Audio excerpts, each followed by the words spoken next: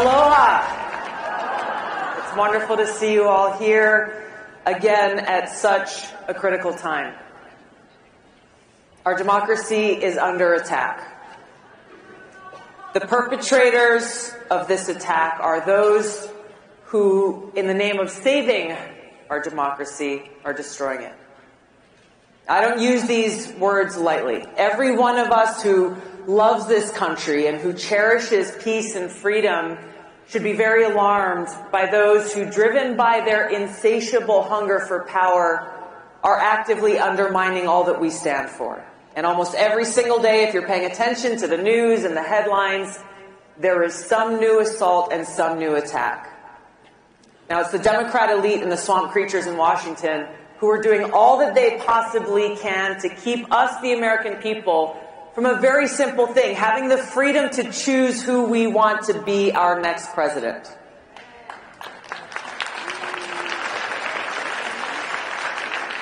And it is clear through their actions they have no respect for us, and they have no respect for our fundamental rights as citizens of this democratic republic.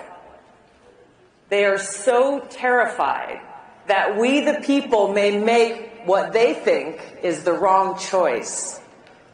That in the name of protecting democracy and saving us from ourselves, they're actually destroying our democracy and taking away our freedom. Now, we look throughout history and we can see many examples of evildoers who find some justification, who believe that they are doing the right thing. And so today we see the Democrat elite say with great concern in their voice that if the American people elect Donald Trump again, they warn us he will destroy our democracy. They say he will be the dictator-in-chief, that if he's elected, it will be the last election this country sees.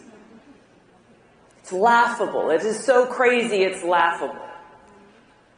But they're justifying their actions by telling themselves that they need to destroy our democracy in order to save it.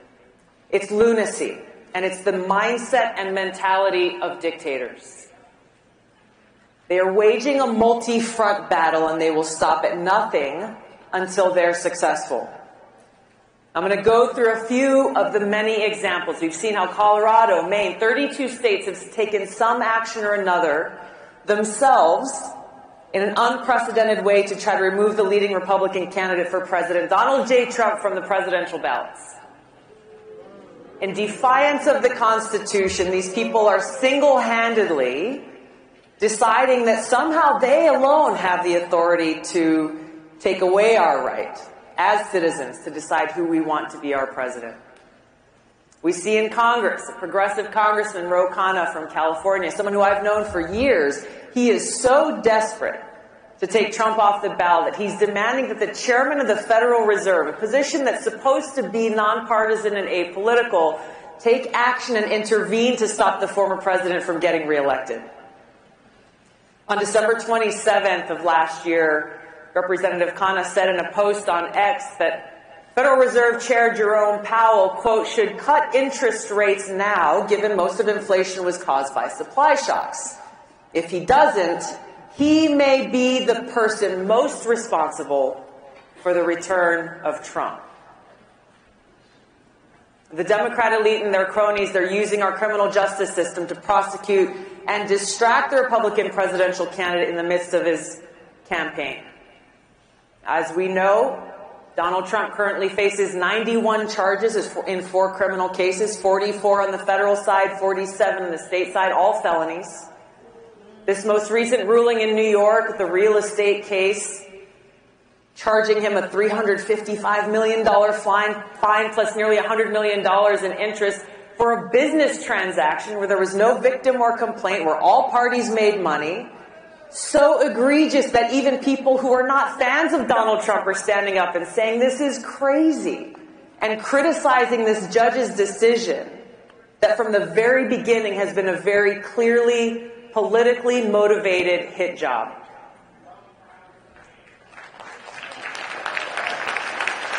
This is the truth. They're hoping and doing all that they can convict Donald Trump of some crime, any crime, to try to undermine his support and therefore prevent what they fear most, a second Trump presidency. And there's a reason why they're so afraid of him, because he poses a threat to this establishment where they draw their power from. When we take a step back and look beyond the personalities, look beyond Donald Trump and Joe Biden, what we're facing is a threat of far greater magnitude. A very dangerous precedent is being set. Our democratic republic is being destroyed by the permanent Washington elite, and there are people in both political parties who truly believe they and not the American people have the right to decide who should be our president. They easily and dangerously dismiss our Constitution, the rule of law, the voices of the American people, anointing themselves as the ones who have the power and justification to make this most important decision. Now, I've only mentioned a few of the many examples. I could write a whole book detailing all that's been done, all that the Democrat elite and Washington establishment have done and are doing to try to destroy Donald Trump and steal our election. As you know very well, President Trump has endured years of attacks. What we're seeing now is a continuation of something that began in 2016, ever since he came down that golden escalator. Now, I've met a lot of strong, tough people in my life. I can't think of a single one who could not only withstand all that they are throwing at Donald Trump without crumbling, but someone who would actually choose to keep fighting against the entire Washington establishment.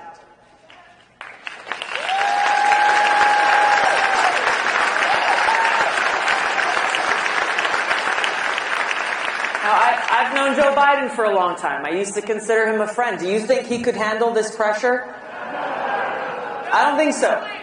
I think even a fraction of this pressure and stress and attacks that Trump has endured would cause him to crumble.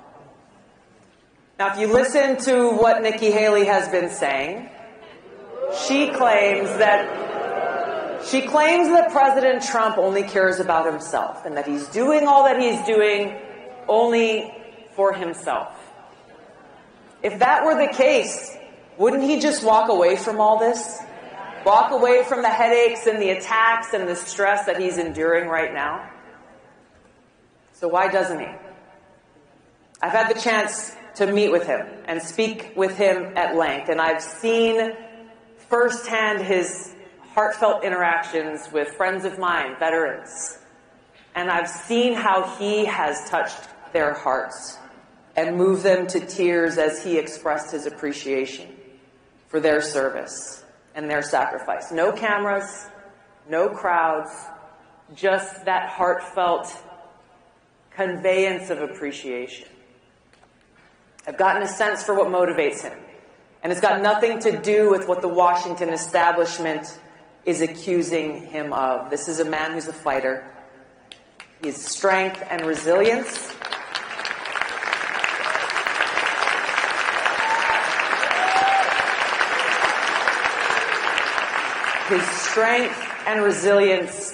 can only come from one place. His ability to endure this hardship can only come from one place, and that's a sincere love and concern for the future of our country and his care for the American people.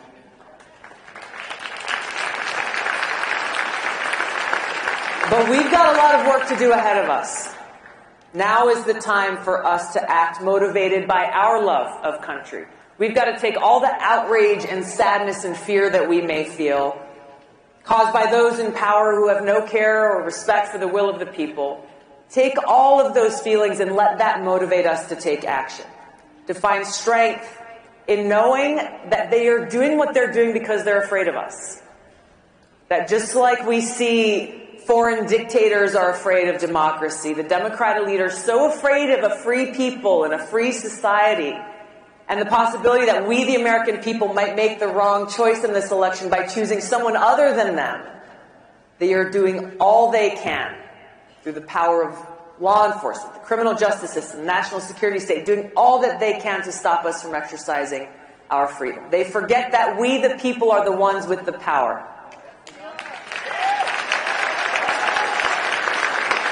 But we have to use that power. We cannot allow them to get away with this.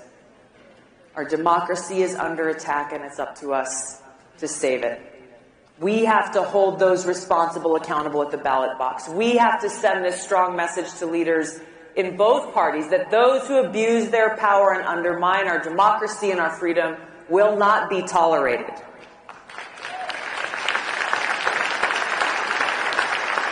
If we do nothing, if we turn a blind eye to those who are weaponizing our criminal justice system against their political opponents and telling us who we are and aren't allowed to vote for, telling us what we are and aren't allowed to say or see or hear, it will set a dangerous precedent for every election and presidency in the future. And this democracy as we know it will be finished. Now, I know we face challenges in our entire political system. And those challenges are not limited to one political party. There are politicians from both parties who are more interested in serving themselves and their own interests than they are about serving the needs of the American people. And they're not going to give up without a fight. On January 27th, 1838, President Lincoln delivered a powerful speech to the Young Men's Lyceum of Springfield, Illinois. And he said, quote, "At what point then is the approach of danger to be expected? I answer, if it ever reach us, it must spring up amongst us. It cannot come from abroad. If destruction be our lot, we must ourselves be its author and finisher. As a nation of free men, we must live through all time or die by suicide." The choice before us is clear. Freedom isn't free. We can't lose sight of what we can accomplish when we, the people, stand together on the foundational principles that this country was built on. A free people with the right to life, liberty, and the pursuit of happiness. We must protect free speech of all Americans. We must stand against those who'd rather censor, cancel, and smear rather than engage in honest debate as our founding fathers did. When the free speech of one person is threatened, even when that speech is reprehensible to us, the free speech of all people is threatened. Same goes for freedom of religion. In our America, freedom of religion does not mean freedom from religion. Real religion is love for God. It's not attached to any one religious sect or label or another. Our government must respect our freedom to worship and express our faith, express our love for God as we choose. Or, for those who choose not to, they have that right as well.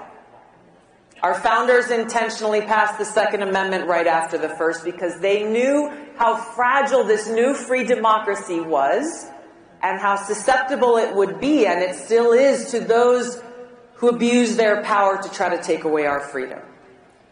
So we have to defend our right to bear arms, not only to defend ourselves and our loved ones, but to serve as that important check on the abuse of power by an increasingly tyrannical government.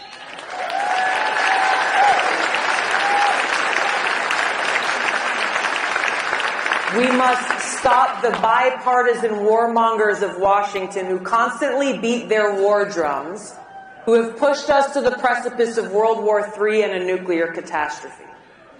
Now, President Eisenhower warned us clearly in his farewell address about these people, those in Washington who bend the knee to their bosses in the military-industrial complex and then shrug their shoulders and look the other way at the costly, damaging, and potentially catastrophic consequences of their decisions, the cost that every one of us pays. We need leaders who are committed to peace, strength, and prosperity, because we cannot be truly prosperous as a nation unless we are at peace. Unfortunately, war is sometimes necessary to defeat those who threaten the safety, security, and freedom of the American people. And as a soldier serving now for almost 21 years in our military and still serves today, I know this firsthand. But I also know that war must always be a last resort after all other avenues have been exhausted.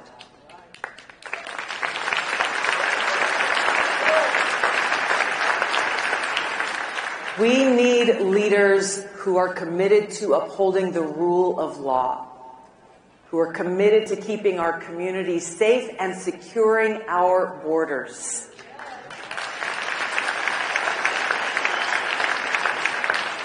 In our America, we must come together inspired by love. Love for God, love for others, love for our country. Because we live in the greatest country in the world. It's filled with potential for us to stand together and build a brighter future and a more perfect union where every American can live free, in peace, and with opportunity for prosperity. To make this future a reality, we must not only come together in spaces like this with our brothers and sisters who agree with us, we also have to reach out to those who we may not agree with on every issue, but who love this country as we do and who are just as frustrated with those abusing their power as we are. Whether they're Democrat, Republican, Independent, or Libertarian, we must stand together as fellow Americans who cherish peace and freedom, cherishing our commitment to save our country and defend our republic. Those in power in America today are leading this great nation toward the suicide Abraham Lincoln warned of. If we do not act now, we will look back at this very moment with regret, but we won't be able to say that we had no warning. By God's grace, we are free and we will remain free. God bless you all. God bless America. Let's go and save our